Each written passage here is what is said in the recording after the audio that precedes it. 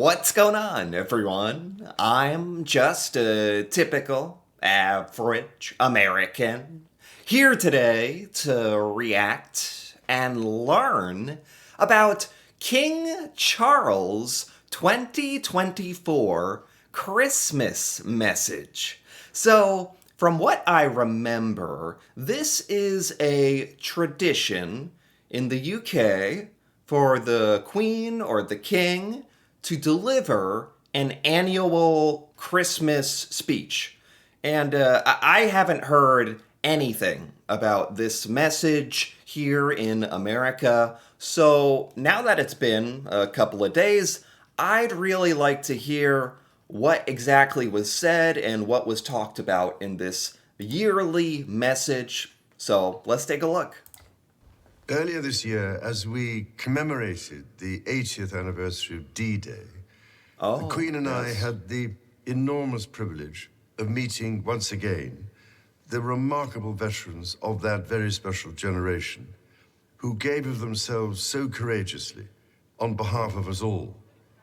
Wow. Listening to these once young servicemen and women touched us deeply as they spoke of their comrades drawn from across the Commonwealth, who never returned and who now rest peacefully where they made the ultimate sacrifice. Wow, yeah, to be completely honest, I don't know if I kind of missed the boat on this, but I didn't know that it was a significant, like I think he said 80-year anniversary of D-Day, which is, a pretty massive historical event and something we really care about here in America as well. But I actually don't remember hearing much about this, so it's actually really nice to hear the king talk about this. And this is the first thing he's talking about in his speech.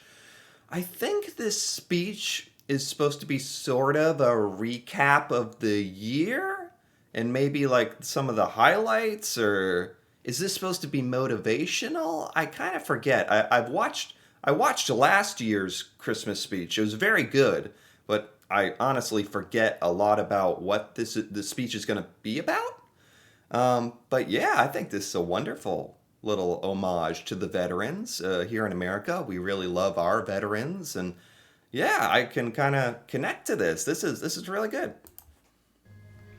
Their example of service and selflessness continues to inspire across the generations. During previous commemorations, we were able to console ourselves with the thought that these tragic events seldom happen in the modern era. Yeah. But on this Christmas Day, we cannot help but think of those for whom the devastating effects of conflict in the Middle East, in Central Europe, in Africa, and elsewhere pose a daily threat to so many people's lives and livelihoods. I love that, actually. I didn't know this is gonna be where the speech began. I love what he's saying, commemorating and honoring the veterans and talking about the D-Day anniversary, but also talking about like the people around the world who are still struggling in conflict on a day-to-day basis today. I think it's so easy, especially if you live in America. We feel so far away from everything and a lot of these global conflicts happening. We feel so safe and far away and so cozy. It's so easy to, I don't know, just forget that there's actual real people suffering and dying like every day. And as gruesome and macabre as that it is to say and talk about, it's so important, I think. So I like what the king's doing here. This is good stuff. We also think of the humanitarian organizations working tirelessly to bring vital relief. After all, the Gospels speak so vividly of conflict and teach the values with which we can overcome it. I forget that is the crown, the royalty, that's very much related to the church. I he throws in the random Bible reference. It kind of threw me off. I forget that they're connected like that. The example that Jesus gave us is timeless and universal. It is to enter the world of those who suffer, to make a difference to their lives, and so bring hope where there is despair. As the famous Christmas carol, Once in Royal David City, reminds us, Oh? our Savior Holy came down to earth from heaven, lived among the poor and mean and lowly, and transformed the lives of those he met through God's redeeming love.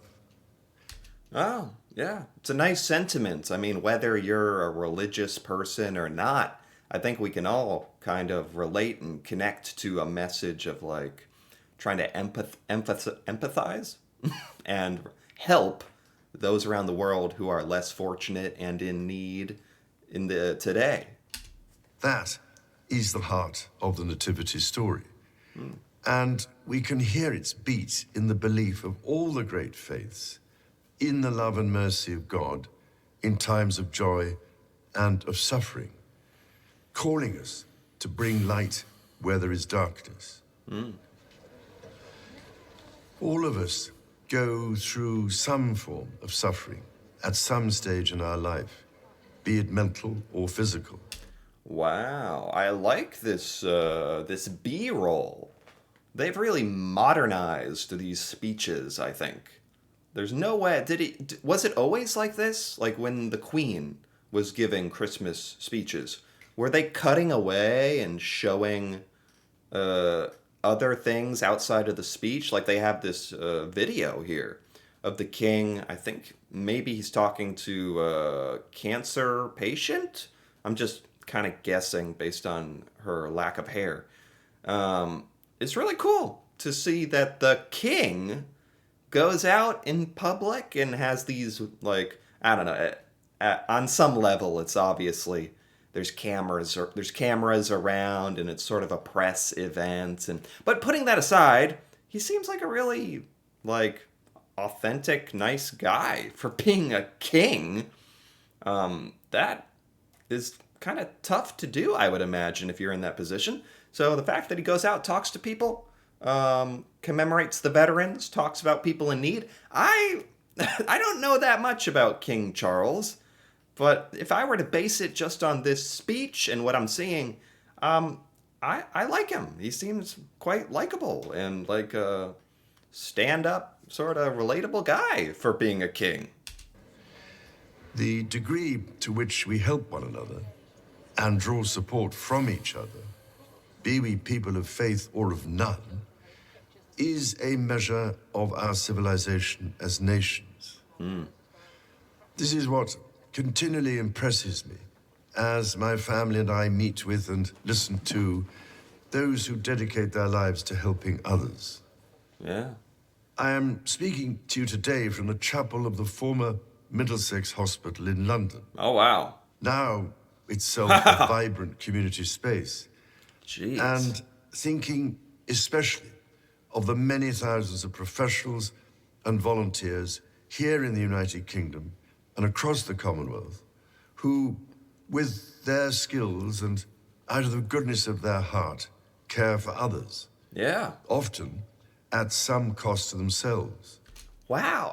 So far, if you were to break down this message, it's really just him giving thanks and acknowledging service members and people who are suffering, which is a wonderful sentiment. Yeah, I don't know if he's going to talk about the state of the UK or current events, or he doesn't have to. I mean, this is lovely. Yeah, I think this is a really nice use of this message to kind of honor and shout out all the people who do all these amazing things.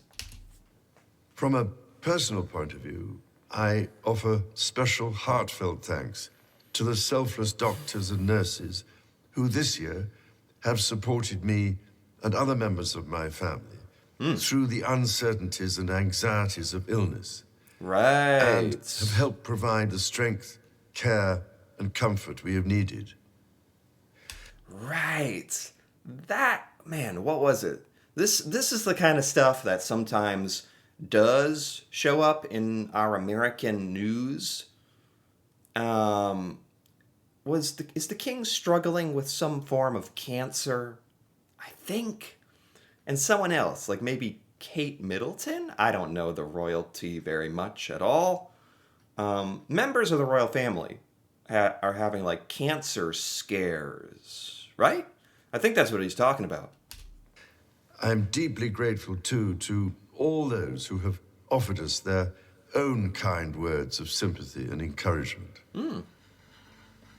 On our recent visit to the South Pacific to attend the Commonwealth Summit, I was reminded constantly of the strength which institutions, as well as individuals, can draw from one another, and of how diversity of culture, ethnicity, and faith provide. So he's making a good message here about appreciating other cultures and diversity. I'm just distracted by his cool button-up shirt and his necklace. That's funny. Faith provides strength, not weakness. Across the Commonwealth, we are held together by a willingness to listen to each other, to learn from one another, and to find just how much we have in common. Yeah. Because through listening, we learn to respect our differences, to defeat prejudice, and to open up new possibilities. He's talking about knocking down stereotypes and prejudice and unifying and coming together as humanity. And this is a good speech. I mean, what can you say? I felt a deep sense of pride here in the United Kingdom when, in response to anger and lawlessness in several towns this summer, communities came together. Oh. Not to repeat these behaviors, but to repair. To repair not just buildings, but relationships.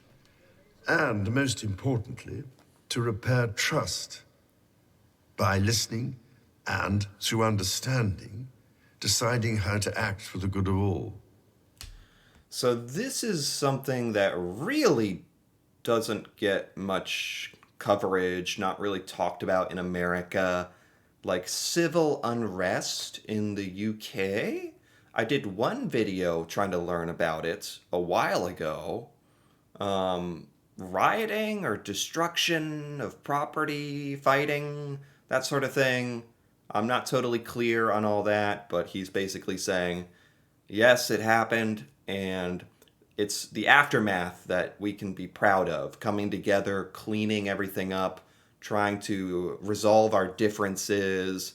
So that's kind of a nice way to sort of tie up that I don't know, kind of dark, from what he's saying, kind of dark spot on the last year in the UK, and really focusing on resolving it. Very interesting to hear. As you can tell, like, I don't really know much about this, so this is interesting to me. Again, listening is a recurrent theme of the Nativity story. Mary, the mother of Jesus, listened to the angel who revealed to her a different future full of hope for all people. The message of the angels to the shepherds, that there should be peace on earth, in fact echoes through all faiths and philosophies. It rings true to this day for people of goodwill across the world. And so it is with this in mind that I wish you and all those you love a most joyful and peaceful Christmas. Wow. Very nice. Wow. Again, I kind of didn't realize how much he ties in these religious, biblical aspects. Not that that's a bad thing. It's just I wasn't expecting it. And like he was saying, no matter what your philosophy or religion, you can relate to these positive sort of philosophies. Overall, I thought this was really nice, uplifting, well done, well delivered. This is nice, and to hear it from the king, and him really do a good job of coming across as like down to earth and really just thanking and acknowledging the people of the UK. Hard to find any criticism of this speech. Not that I approached this thinking that there would be criticism, but I think I'm more impressed about how freaking good this is. Nice, very nice. Especially if you heard this on Christmas Day. I imagine this was quite enjoyable, but I'm glad I got around to listening to this because I was curious what he talked about. I know this is a big annual speech that he does, and it was great. This year was great. So, anyway, if you enjoyed this as well, feel free to give this video a like or leave a comment with your thoughts on the King's 2024 Christmas message. And if you're interested in more videos like this, me reacting to the UK and learning about the UK culture and seeing things from the UK I've never seen before, feel free to subscribe for more. And until then, thanks for watching and see you next time.